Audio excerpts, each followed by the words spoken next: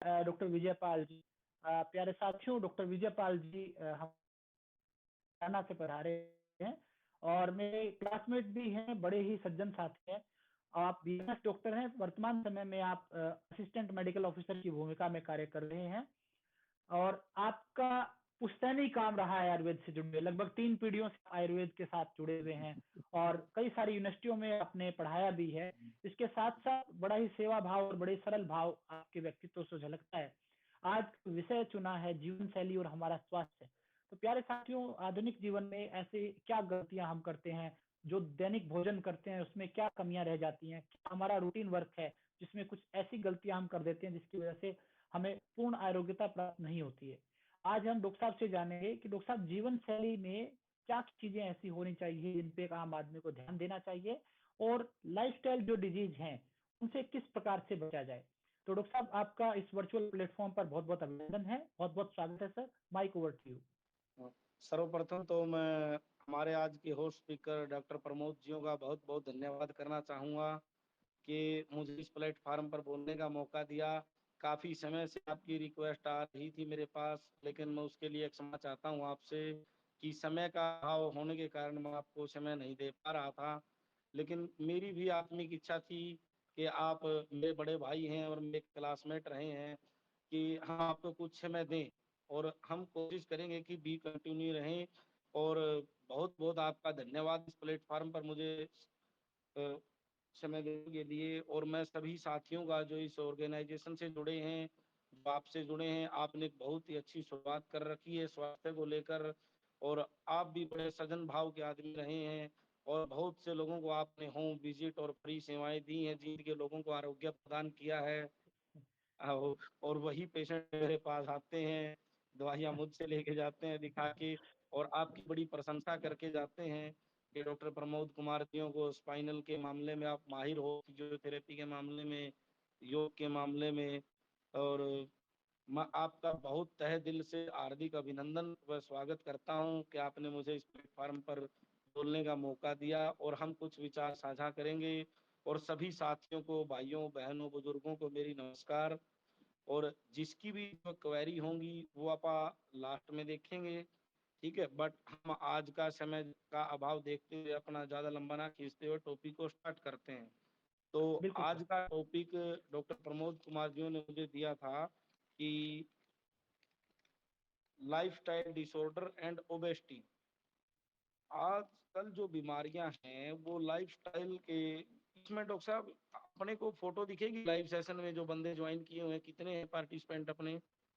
ये पार्टिसिपेंट का तो सर अभी 84 लोगों ने ज्वाइन किया है और ये अच्छा, कार्यक्रम के एंड तक ज्वाइन होते रहते हैं लगातार लोग। होते रहते और हैं, लेकिन इसमें केवल किसी लास्ट पिक्चर जिनको हम इनवाइट करेंगे सीट पे उन्हीं का दिखाई हाँ, देगा सर इसमें अच्छा, एप्लीकेशन में। आपका और हाँ मेरा ही दिखाई दे रहा, बाकियों का नहीं। हाँ जी हाँ जी हाँ जी हाँ जी। हाँ जी, हाँ जी। तो डॉक्टर साहब आप करें भी कंटिन्यू अगर आपकी बिल्कुल इजाजत सर, हो। हाँ बिल्कुल बिल्कुल सर बिल्कुल। तो देखो, आज के समय में साथियों हमारा टॉपिक है लाइफस्टाइल डिसऑर्डर एंड ओबेसिटी। देखो, लाइफस्टाइल डिसऑर्डर एक बहुत बड़ी चीज हो गया आज के समय में, ओबेसिटी, मोटापा, कि हम इनसे कैसे निजात पाएं। और सभी बीमारियों की जड़ यही है।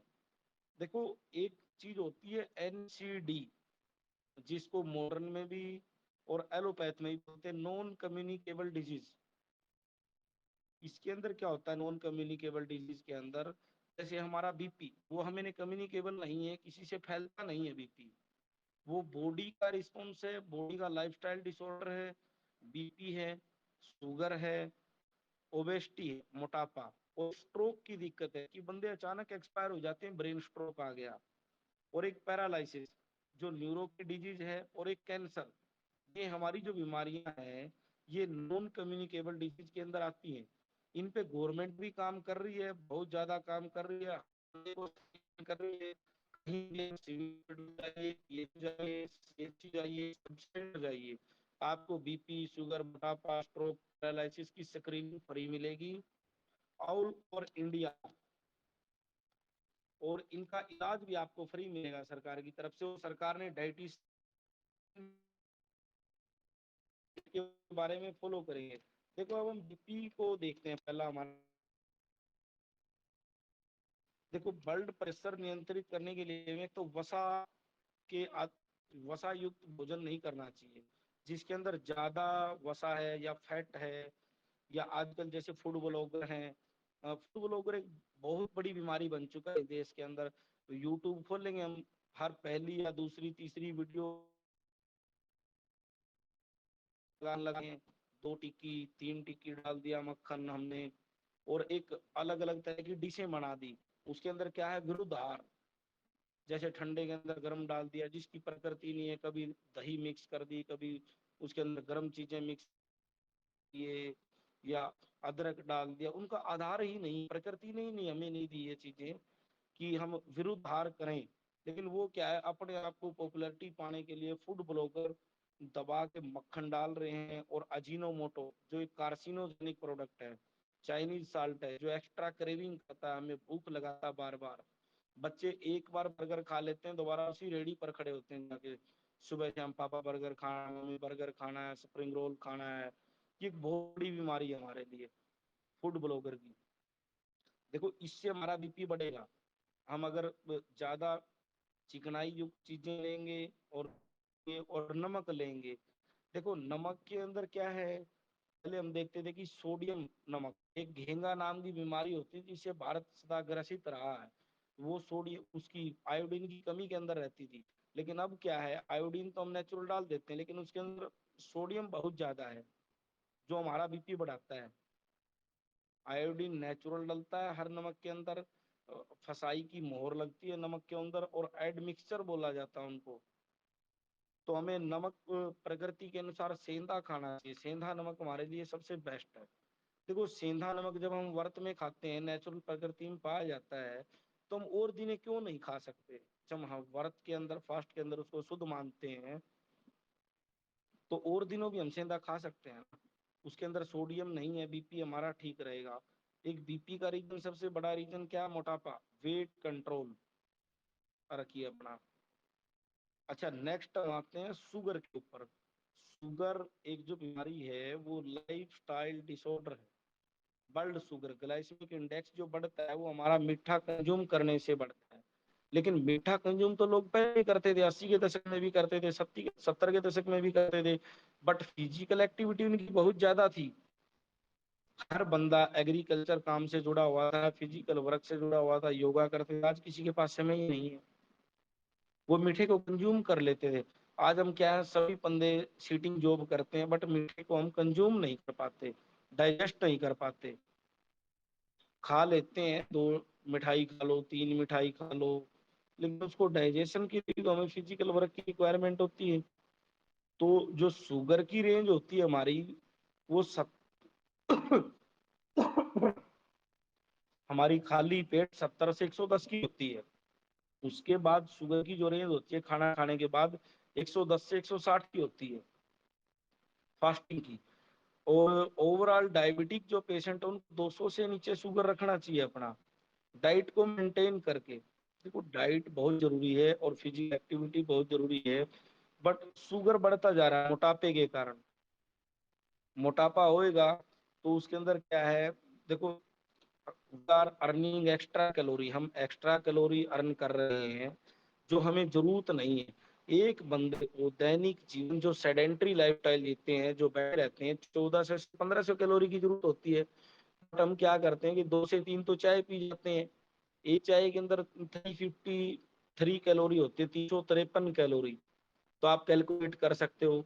एक चपाती हम लेते हैं तो उसके अंदर भी लगभग 150 से 200 के लगभग कैलोरी होती है। वेजिटेबल्स रहेगी अलग। और हमें देखो शुगर के ऊपर फिजिकल एक्टिविटी हमें करनी चाहिए, एक्सरसाइज करनी चाहिए, योगा प्राणायाम, और अपनी डाइट का बड़ा रोल है। जो शुगर जो बीमारी है, वो जिसको हम डायबिटीज बोलते हैं, वो रिवर्सिबल है। शुगर कोई बीमारी नहीं है अपने आप, वो एक मेटाबॉलिक डिसऑर्डर है पाचन तंत्र का, कि हमारा पाचन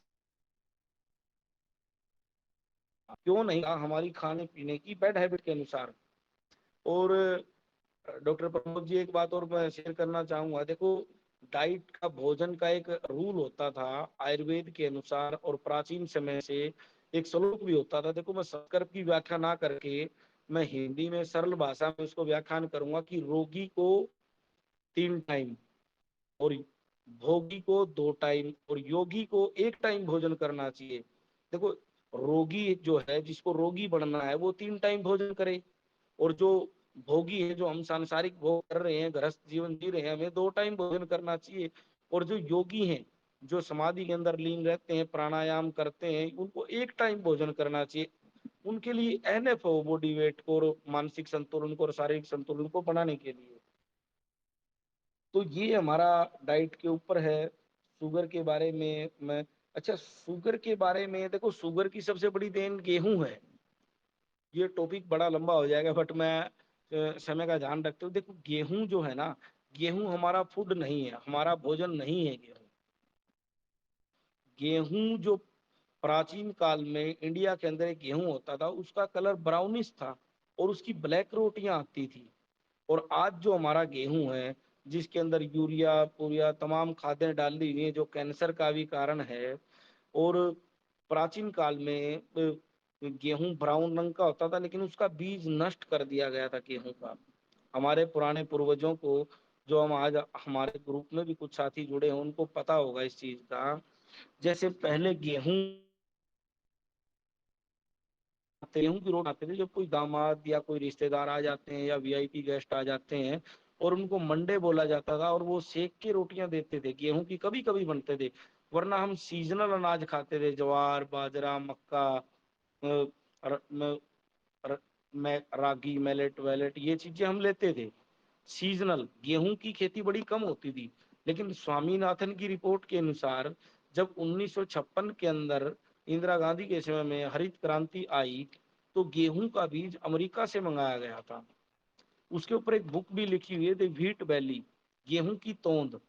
you can read on internet and buy hand, bring from Amazon. आप उसको मंगा भी सकते हैं, पढ़ भी सकते हैं, वो बुक इंग्लिश में है, गेहूं की तोंद। इंडिया के अंदर एक गेहूं की तोंद है हमारी। तो हरित क्रांति के अंदर अमेरिका से बीज मंगाया गया था, और उसके अंदर क्या था, कांग्रेसी जो घास उग जाती है ना आजकल खेतों में, जिसको खरपतवार बोलते हैं, वो हमें गिफ्ट में मिली थी उस गेहूं के साथ। आज भी हम अगर किसी प्लाट को 4 दीवारी कर देते हैं, मिट्टी डलवा देते हैं, 2 महीने बाद देखेंगे, चाहे पानी भी मत दे, वहां हर जगह घास ही उगी मिलेगी। और वो सबसे बड़ा अस्थमा का कारण है, कैंसर का कारण है, हर चीज का कारण है। वो नेचुरल गेहूं है ही नहीं। और गेहूं के अंदर एक केमिकल पाया जाता है जिसका नाम पैक्टिन होता है। पैक्टिन, पैक्टिन क्या करता है, एक्स्ट्रा क्रेविंग करता है, कि हमें ज्यादा से ज्यादा भूख लगता है, भूख लगाता है ज्यादा से ज्यादा, तो बंदा और रोटियां खाएगा, उसको भूख लगती ही जाएगी जितनी रोटियां खाएगा, क्रेविंग होती है। बट अगर हम बाजरे की रोटी खाएं, 1 या 2 रोटी हम संतुष्ट हो जाएंगे। रागी की खाएं, ज्वार की खाएं, जौ की खाएं, सीजनल जो हमारी फसल है उसकी खाएं, तो हमें एक्स्ट्रा क्रेविंग नहीं लगेगी। और उसके अंदर सारे माइक्रो न्यूट्रिएंट्स है, मैक्रो न्यूट्रिएंट्स है, बट गेहूं के अंदर कोई न्यूट्रिएंट्स नहीं है।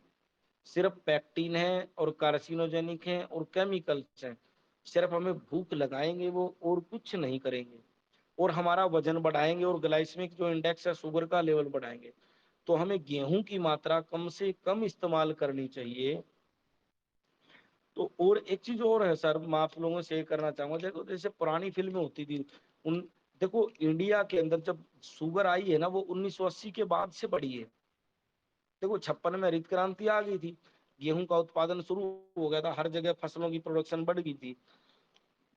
तो उसके बाद 1980 तक की अगर हम ब्लैक एंड व्हाइट फिल्में उठा के देखते हैं, जैसे ब्लैक एंड व्हाइट फिल्में हैं कई उनकी, ऋषि कपूर साहब की और कई बंदों की, सभी एक्टर्स भी आपको पतले मिलेंगे। अगर कोई फिल्म में 1-2 कॉमेडियन लेते थे ना, तो वो मोटा लेते थे और उसका मजाक करते थे, उसको मोटू मोटू कह के चिढ़ाते थे। तो 1-2 बंदा ही दुबला मिलेगा। अगर हम अपने माँ बाप की शादियों की अगर वीडियोग्राफी हुई है किसी भी पारिवारिक मेंबर की 90 के दशक तक भी, तो उसमें आप लोगों को सभी बंदे स्लिम ट्रिम मिलेंगे, कोई भी इतना मोटा नहीं मिलेगा। लेकिन उसके बाद इतना प्रभाव बढ़ गया कि हर बंदा आपको ओवरवेट मिलेगा। बीएमआई के अनुसार, बॉडी मास इंडेक्स अगर हम देखते हैं, किसी बंदे का 23.5 से ऊपर नहीं होना चाहिए, उसके अनुसार हम लोगों को सभी बंदे मोटे मिलते हैं। और वेट ही हमारी समस्या है, वजन। और इसमें क्या, अच्छा एक चीज और है सर, देखिए जैसे गेहूं बड़ा खतरनाक है। जब 90 के दशक में फिल्मों के पोस्टर लगते थे ना, तो वो गेहूं की लेही बना के उससे चिपकाए जाते थे। आजकल फेविकोल से चिपकाए जाते हैं। थोड़ा सा मॉडर्नाइजेशन हो गया, कॉस्ट कटिंग होगी, लेकिन उस समय गेहूं की लेही से वो पोस्टर फटते नहीं थे, दीवार पर वो गेहूं की लोई नहीं फटती थी। तो सोचो आंतों का क्या हाल होगा हमारा। हर बंदा कॉन्स्टिपेशन से पीड़ित है, कब्ज है। क्यों है? देखो आंतों की तो सफाई हुई नहीं, गेहूं चिपकती है। अच्छा एक चीज और, हमारे इंडियन कल्चर में, इंडियन सिविलाइजेशन के अंदर किसी की शादी होती है तो देखो माताएं बहनें घर में दीवार के ऊपर उसके वो मंडे बना देती हैं, तो गेहूं से लोई चिपका देती हैं, उसके ऊपर दीपक चिपका देती हैं। 5-7 साल का तो बच्चा हो जाता तब तक वो लोई नहीं करती। अब सोच सकते हो आप गेहूं क्या है हम लोगों के लिए। तो गेहूं को अवॉइड करो। देखो सीजनल अनाज लो, मिक्स कंपोजिशन बनाओ।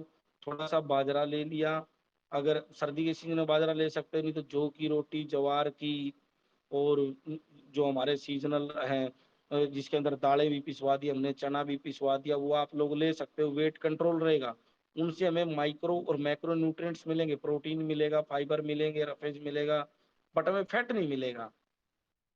लेकिन गेहूं में फैट और पैक्टिन मिलता है, दो चीजें। अच्छा तीसरा टॉपिक सर अब हमारा आ जाता है ओबेसिटी को, हम यही विराम देते हैं। स्ट्रोक। स्ट्रोक क्या है कि अचानक ब्रेन स्ट्रोक आ जाता है, न्यूरो की दिक्कत बंदों को। ये क्या है? देखो आहार विहार समय पे ना रहने से, खाना पीना समय से ना खाने से, स्ट्रोक रहने से। स्ट्रोक के क्या क्या रीजन है? देखो ज्यादा किसी ने अल्कोहल ले ली, अल्कोहल का daily consumption, smoking, hyperlipidaemia, triglyceride जिनके बढ़ जाते हैं, तो उनको स्ट्रोक की दिक्कत ये रहती है, जो नियमित आहार को संतुलित नहीं रखते और व्यायाम नहीं करते। अच्छा पैरालिसिस की जो दिक्कत है, अगला टॉपिक हमारा पैरालिसिस है। मैं थोड़ा सा समय का अभाव देखते हुए, टॉपिक बहुत लंबे हैं, फिर कवर करेंगे हम हर टॉपिक को अलग अलग इंडिविजुअली। पैरालिसिस जो है ना, पैरालिसिस के अंदर क्या होता है, न्यूरो की दिक्कत है। न्यूरो में क्या है? देखो विटामिन बी 12 का बड़ा रोल है नर्व्स की हीलिंग के अंदर। नर्व्स जब फॉल्ट आ जाएगा, नर्व्स रुक जाएंगी हमारी, तो हमें पैरालिसिस आता है। हमें पैरालिसिस क्यों है? देखो मोस्टली बंदों को यंग एज में पैरालिसिस आने लग रहा है। तो पैरालिसिस का रीजन क्या है? विटामिन बी 12 की कमी। हम प्रॉपर फ्रूट नहीं ले रहे, सब्जियां नहीं ले रहे, वेजिटेबल्स नहीं ले रहे, बल्कि अनाज ज्यादा ले रहे। हर बंदा रोटियां 4 खाएगा, सब्जी कम खाएगा, जबकि हमें जरूरत है सब्जियां ज्यादा, वेजिटेबल ज्यादा, जिनसे हमें विटामिन मिलते हैं। और फ्रूट लो, उनसे पैरालिसिस से हम बच सकते हैं, विटामिन बी 12 की। अगर हम फुल बॉडी प्रोफाइल कराते हैं, जैसे 100 बंदों का करा, तो हमें 40 से 50 बंदों के बी 12 कम मिलेगा। बी 12 कम मिलने का मतलब है they are going to paralysis. Paralysis ना हो बट कोई भी नस रुक जाए, माइग्रेन हो गया और कोई दिक्कत होगी, सियाटिक नर्व की दिक्कत होगी, तो ये चीजें देखो डाइट से सब कुछ है। अच्छा एक चीज हमारी कैंसर, एनसीडी के अंदर हमारे देखो बीपी था, शुगर था, ओबेसिटी, स्ट्रोक और पैरालिसिस, 5 चीजें मैं कर चुका हूँ। अभी हमारा एक टॉपिक है कैंसर। कैंसर देखो जेनेटिकल भी होता है, किसी के जीन के अंदर कोई दिक्कत हो, लेकिन कैंसर के बहुत से रीजन है, बहुत से रीजन है। हम प्रकृति के विरुद्ध चलते हैं। सबसे बड़ा फीमेल्स के अंदर जो रीजन है, ओसीपी, ओरल कॉन्ट्रासेप्टिव पिल। जो औरतें ओरल कॉन्ट्रासेप्टिव पिल खाती हैं, low dose of levonorgestrel hormone, i pill unwanted, वो एक कैंसर कोजिंग है। प्राकृतिक समय में बच्चे 10-10 होते थे, 9 हो गए, 10 हो गए, जनसंख्या पे, पॉपुलेशन पे पाबंद नहीं था। बट नेचुरल औरतें बच्चों को जन्म देती थी, और वो कोई भी किसी केमिकल का सहारा नहीं लेती थी और आज के समय में ओरल कॉन्ट्रासेप्टिव पिल है, जो बच्चों में, यंग युवतियों के अंदर, जो 17, 18, 20, 25 साल की हैं, शादियां कि हमें 2 साल बच्चे नहीं करने, 3 नहीं करने, ओसीपी का सहारा लेती रहेंगी। उसके बाद फिर दिक्कत आ जाएगी इनफर्टिलिटी की, फिर बाद में उनको कैंसर की दिक्कत। ब्रेस्ट कैंसर भी ओसीपी से होता है। ओसीपी जो पिल है, ओरल कॉन्ट्रासेप्टिव, उनसे ब्रेस्ट कैंसर और यूट्रस कैंसर, और यूट्रस कैंसर का कारण है एमटीपी। एमटीपी जो किट खाते हैं प्रेगनेंसी को अबॉर्ट करने के लिए, उसमें क्या है, बार बार अगर आप प्रेगनेंसी को अबॉर्ट करोगे तो आपकी सर्विक्स के अंदर जख्म हो जाएंगे, और एंडोमेट्रियम जो बच्चेदानी है उसकी थिकनेस कम हो जाएगी, तो आपको कैंसर होने के चांसेस ज्यादा रहते हैं। देखो कैंसर कई टाइप की है, ये तो औरतों की बात थी। अब लंग कैंसर पे आ जाते हैं, जिसका मेन रीजन क्या है? स्मोकिंग है। जो कोल फैक्ट्री में काम करते हैं, फैक्ट्रियों के अंदर, और जहाँ धुआं धूल और शीशे के कण ज्यादा उड़ते हैं, वो भी कैंसर का रीजन है। और उसके बाद देखो प्रोस्टेट का जो कैंसर है, प्रोस्टेट को जो गदूज जिसको बोलते हैं, समय पे ऑपरेट ना कराना, वो भी हमारा एक कैंसर का रीजन है। देखो ओवर जो भी ग्रोथ हो जाएगी, और आंतों का कैंसर है, देखो जंक फूड से, अजीनोमोटो से, फास्ट फूड से फैलता है। और जो हम गेहूं का और केमिकल्स का ज्यादा सेवन करते हैं, देखो प्रोडक्शन हर बंदे को चाहिए, किसान को भी, वो भी अपनी फसल को अच्छे भाव में बेचना चाहता है। बट जो, अगर मैंने देखे हैं, देखो मैंने एमपीएच की है, मास्टर इन पब्लिक हेल्थ, मैंने पूरा इंडिया घूमा है। लोगों प्रोडक्शन करने के लिए बेचेंगे, लेकिन अपने घर की जो बड़े बड़े जमींदार हैं, 1 या 2 बीघा जमीन अलग उगाएंगे फसल, कि ये मेरे घर के लिए बगैर खाद के, प्रोडक्शन चाहे कम हो। राजस्थान की, एमपी की गेहूं की बहुत ज्यादा डिमांड है, क्योंकि वो लोग खाद को अफोर्ड नहीं कर पाते। वो क्यों नहीं करते? कि खाद वहां महंगी है, मिलती नहीं है। वो नेचुरल फसल उगाते हैं, तो उनकी गेहूं की डिमांड ज्यादा है। जबकि हरियाणा और पंजाब की गेहूं की डिमांड कम है, वो सिर्फ सरकार बेचती है कोटे के अंदर। और कैंसर का इतना प्रभाव है कि सरकार ने बीकानेर, देखो कैंसर के पेशेंट सबसे ज्यादा नॉर्थ में है, हरियाणा, पंजाब, यूपी, राजस्थान, बल्कि जम्मू में भी नहीं है इतने। और इसीलिए पंजाब से बीकानेर एक्सप्रेस चला रखी है ट्रेन, जो बीकानेर जाती है, कैंसर का ट्रीटमेंट करा के लाओ आप। देखो कैंसर का, अच्छा एक चीज और होती है, बायोलॉजिकल मैग्निफिकेशन गेहूं के अंदर। अभी गेहूं के अंदर हमने माना कि कोई भी किसान किसी दुकानदार के पास गया कि मुझे खाद डालना है, आप बताइए कितना एमएल डालना है। तो कंपनी के जो प्रोडक्शन के इंचार्ज हैं, जिनको पीएमटी बोलते हैं, प्रोजेक्ट मैनेजमेंट टीम, वो क्या करके जाते हैं, शॉपकीपर को, होलसेलर को ये बता के जाते हैं, सर 1 बीघा के अंदर 10 एमएल। तो शॉपकीपर क्या करता है, अपनी मैग्निफिकेशन लगा देता है, अपनी उसके अंदर टेक्निक की, इसको है ना यार, क्या पता किसान पैसे मार ले, ये ना काम करे, मैं इसको 20 बता देता हूँ। वो 20 बता देता है। फिर किसान क्या करता है कि यार इसको क्या पता, लाला जी को, इसने कभी खेत में पैर रखा ही नहीं। तो ऐसा करते हैं, ये तो वैसे वैसे कंपनी ने जो बता इसकी तो उसकी मात्रा 4 गुना ज्यादा हो जाती है, बायोलॉजिकल मैग्निफिकेशन होता है वो, उसकी सेलुलर सेल के अंदर अमाउंट और बढ़ जाएगी। तो हमारे नॉर्थ के अंदर ये है दिक्कत है।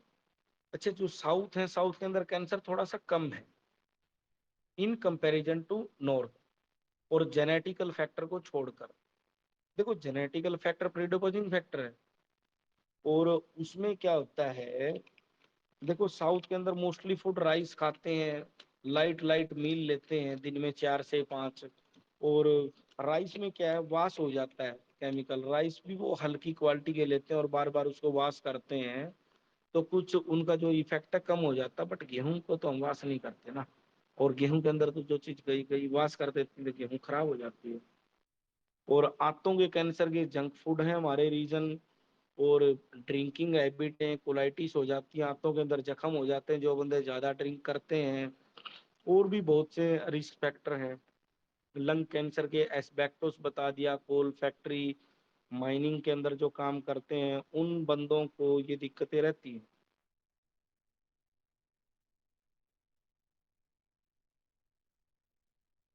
आप आटा बना सकते हैं, और गेहूं भी डाल लो, देखो टेस्ट नहीं आएगा शुरू में, देखो धीरे धीरे छुटेगी, 50% आप कर लो उसको। और हमें मोस्टली मोटे अनाज लेने चाहिए। तो हमारा लाइफ स्टाइल डिसऑर्डर में सबसे बड़ी चीज है टी, चाय। हर बंदा चाय पीता है, सुबह उठते ही पीता है, दोपहर को पीता है, शाम को पीता है। कैलोरी मैंने आपको बताई है चाय के अंदर कितनी होती है, 250 से 353 के बीच में कैलोरी होती है। वो उसकी अमाउंट पे निर्भर है कि चाय 50 एमएल लेता है, 100 एमएल लेता है। 50 एमएल में 150 है, और 253 मैक्सिमम 100 एमएल के अंदर कैलोरी है। लेकिन चाय जो है ना, चाय के अंदर जो केमिकल है, देखो एंटीऑक्सीडेंट है, बट एक प्रॉपर्टी, वो कैंसर भी करती है, आंतों का भी करती है, लीवर का भी करती है कैंसर। और हमारी जो मेटाबॉलिक रेट है ना उसको वो स्लो कर देती, जो पाचन तंत्र को स्लो कर देती। जो खाना हमें 2 घंटे में पचाना चाहिए वो 4 में पचेगा, तो भोजन सड़ता है पेट के अंदर। तो हमें चाय को अवॉइड करना चाहिए। चाय अंग्रेजों की देन थी, जो चीज यहाँ लागू हुई भारत आजाद होने से पहले। असम में लोग फ्री में कैंप लगा के चाय पिलाते थे, पहले चाय पिलाओ इनको, फ्री में पिलाओ, अपने आप परचेजर बन जाएंगे। तो आज भी इंडिया उसका सबसे बड़ा परचेजर है। इंडिया में भी उगती है, एक्सपोर्ट भी करते हैं, लेकिन सबसे ज्यादा खपत इंडिया के अंदर होती है चाय की। बल्कि अंग्रेजों ने, जो डेवलप्ड कंट्री है, जो यहाँ चाय दे के गए, वो हर्बल टी की ओर अग्रसर हैं, कि मुलेठी ले ली, दालचीनी ले ली, अश्वगंधा ले लिया, हर्बल टी पियेंगे। बट आज भी इंडिया जो है ना इस मिक्सचर पे अटका हुआ है, कि पत्ती और दूध का मिक्सचर, जो बड़ा खतरनाक है। एक हम सर हमें चाय को अवॉइड करना चाहिए। हर्बल टी लो आप, कोई दिक्कत नहीं है। अच्छा, दूसरा हमारा टॉपिक आ जाता है डाइट में मिल्क। मिल्क जो है, देखो, मिल्क को यहाँ इंडिया के अंदर बड़ी अच्छी चीज माना जाता है, कि पौष्टिक आहार है। मैं दूध पीता हूँ, दही खाता हूँ, फिर भी मुझे ये हो गया, वो हो गया। देखो, पहली चीज तो मैं बफेलो के मिल्क को नेग्लेक्ट करता हूँ। बफेलो जो इंडिया के अंदर भैंस का दूध पिया जाता है, वो सबसे गलत है। मेरी स्टडी के अनुसार, कुछ रिसर्च पेपर के अनुसार, बट वो कुछ रिसर्च पेपर यूट्यूब पे, मीडिया पे, फेसबुक पे नहीं आ पाएंगे, कभी भी नहीं आ पाएंगे। देखो, बफेलो जो होती है, उसको पूरा वर्ल्ड एक जंगली जानवर मानता है। भैंस को जंगली जानवर कहा गया है, और उसका हार्मोनल बैलेंस बहुत ही खराब है, और भैंस की लाइफ भी बहुत कम है।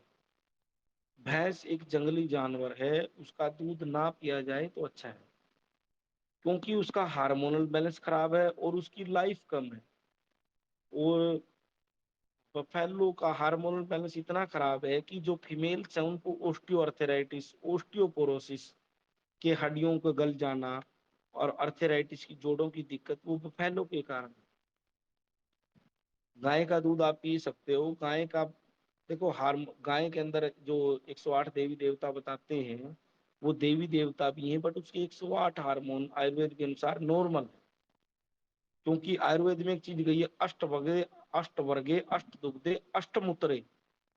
8 प्रकार के दूध होते हैं, 8 प्रकार के मूत्र होते हैं, और सभी का अलग अलग गुण है। दूध आप भैंस का अलग गुण है, आपको बलिष्ठ बनाएगा, सिर्फ स्ट्रोंग बनाएगा, बट आपको प्रोटीन, न्यूट्रिएंट्स, मल्टीविटामिन ये नहीं देगा। 0.7% विटामिन है भैंस के दूध के अंदर, जबकि गाय के दूध के अंदर 21% है, और प्रोटीन है, और आपको बलिष्ठ बनाया जाएगा, आपकी मसल स्ट्रोंग हो जाएंगी बफेलो के दूध से। बट आपका दिमाग और जो आपको चीजें चाहिए, हार्मोनल बैलेंस, देखो, बफेलो के हार्मोन बैलेंस कोई चेक भी नहीं कर सकता, क्योंकि स्टडी डेवलप नहीं हुई, अभी स्टडी चल रही है बफेलो के ऊपर। और एक जो बफेलो को दूध की प्रोडक्शन के लिए इंजेक्शन दिए जाते हैं, क्योंकि वो डिमांडिंग प्रोडक्ट है इंडिया का, उनको इंजेक्शन ऑक्सीटोसिन हार्मोन दिया जाता है, जो डिलीवरी के समय औरतों को, बच्चे को डिलीवरी के समय दिया जाता है, कि बच्चा बाहर आ जाए। लेकिन इनको इसलिए दिया जाता है डेली, आज भी गाँव के अंदर, डायरियों के अंदर, कि इनका दूध ज्यादा से ज्यादा आए, मिल्क प्रोडक्शन ज्यादा रहे। गाय को कोई इंजेक्शन नहीं देता, क्योंकि पता है गाय आवारा घूमती है, प्रोडक्शन कम है, 2 किलो दे दिया, किसी ने 5 किलो दे दिया, तो उसको कोई इंजेक्शन नहीं देता, वो नेचुरल मिल्क है। और गाय की लाइफ ज्यादा है, हार्मोनल बैलेंस ठीक है।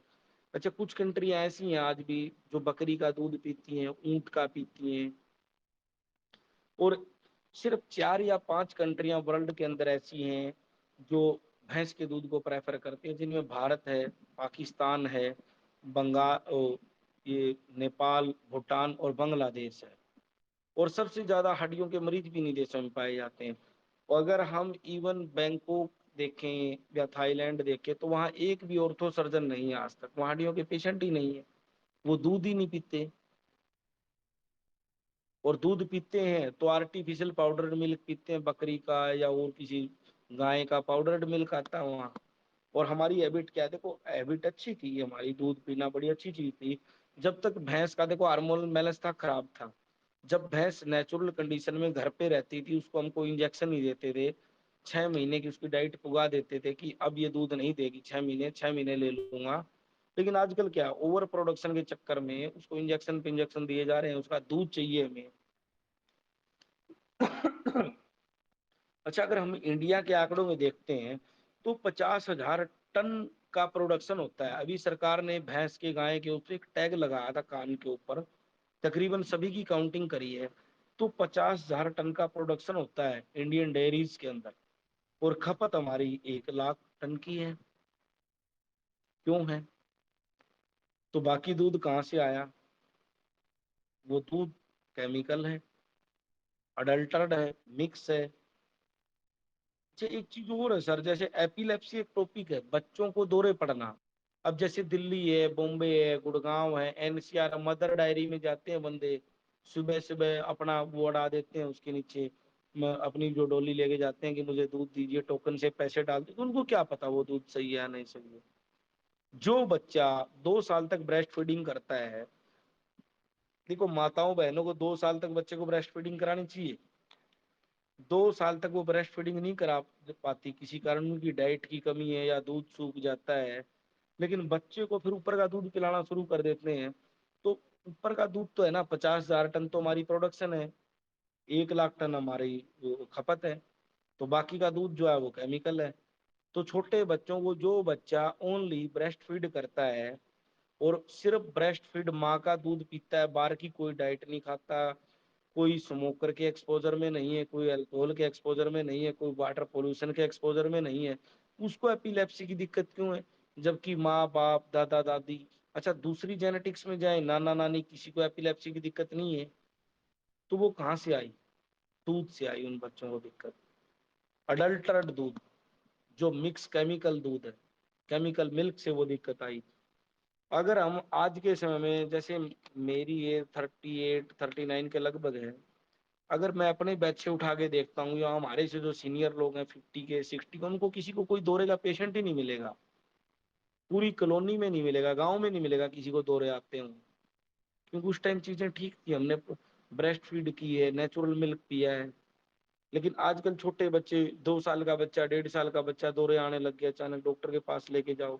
बट हमें डाइट का रोल तो समझना चाहिए ना, कि हम बच्चे को क्या दे रहे हैं। बच्चों को जो न्यूरोलॉजिकल डिसऑर्डर आ रहे हैं एपिलेप्सी के, ये सिर्फ हमें उसके कारण आ रहे हैं कि डाइट के कारण, दूध के कारण।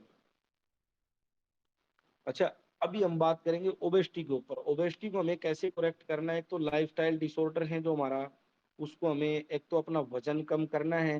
देखो वजन कम करने के अंदर क्या है, 70% रोल डाइट का है, बट जो 30% अहम रोल है वो फिजिकल एक्सरसाइज का।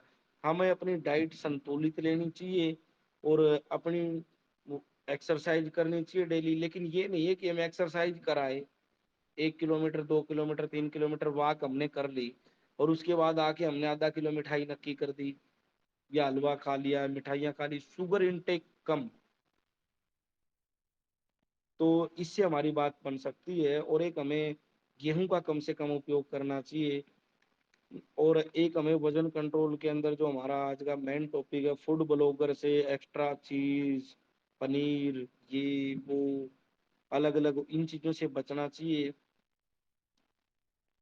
और जो विरुद्ध आहार हैं, कभी किसी ने दही डाल दी किसी के अंदर, मैं ये बनाता हूँ वो बनाता हूँ, उनको पता ही नहीं है किसी प्रकार का।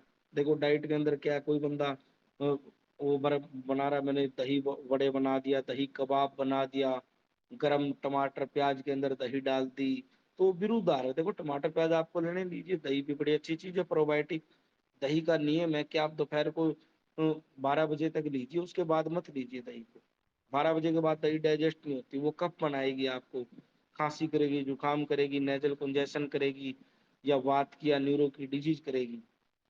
और एक हमें फास्ट फूड को अवॉइड करना चाहिए। फास्ट फूड से हमें स्ट्रोक भी आते हैं, जीनोमोटो है उसके अंदर, और कार्सिनोजेनिक भी है। और हमें वजन को, ओबेसिटी, लाइफस्टाइल डिसऑर्डर को सुधारने के लिए अल्कोहल, टोबैको से दूर रहना चाहिए, और फिजिकल एक्सरसाइज करनी चाहिए। और सेडेंट्री जो लाइफस्टाइल है वो हमें बिल्कुल नहीं अपनाना चाहिए। देखो सभी की मजबूरियां हैं, कोई जॉब कर रहा है या क्या कर रहा है, वो अगर मान लो 24 घंटे में से 8 10 घंटे की जॉब कर रहा है, वो सिटिंग पे रहता है, बट हमें वॉक करनी चाहिए। एट लीस्ट वीक के अंदर हमें 1 घंटा वॉक करनी चाहिए, कम से कम वीक के अंदर 1 घंटा वॉक जरूरी है। 2-3 किलोमीटर या फिजिकल वीकली कर लो आप, आपका बॉडी वेट और सभी चीजें मेंटेन रहेंगी। और कैंसर से मैंने आप लोगों को बचने के उपाय बता दिए हैं। देखो, जो माताएं बहनें हैं उनसे रिक्वेस्ट है कि ओसीपी पिल ना इस्तेमाल करें। अगर आपका परिवार पूरा हो चुका है, बच्चे को आप जन्म दे चुके हो, तो आप ऑपरेट करा लीजिए। ट्यूबेक्टोमी वैसेक्टोमी मेल फीमेल दोनों करा सकते हैं। मेल का अलग है ऑपरेशन, फीमेल का अलग है। या आईयूडी इंट्रा यूट्राइन डिवाइसेस हैं वो लगवा लीजिए। और ओसीपी का यूज मत कीजिए, चाहे गवर्नमेंट दे या प्राइवेट दे, वो कार्सिनोजेनिक है आपके लिए। और एक अच्छा जीवन जीने के लिए हमें स्ट्रेस से दूर रहना चाहिए। देखो, खानी तो हमें 2 रोटी ही है, लेकिन स्ट्रेस पर ही रहना चाहिए हमें।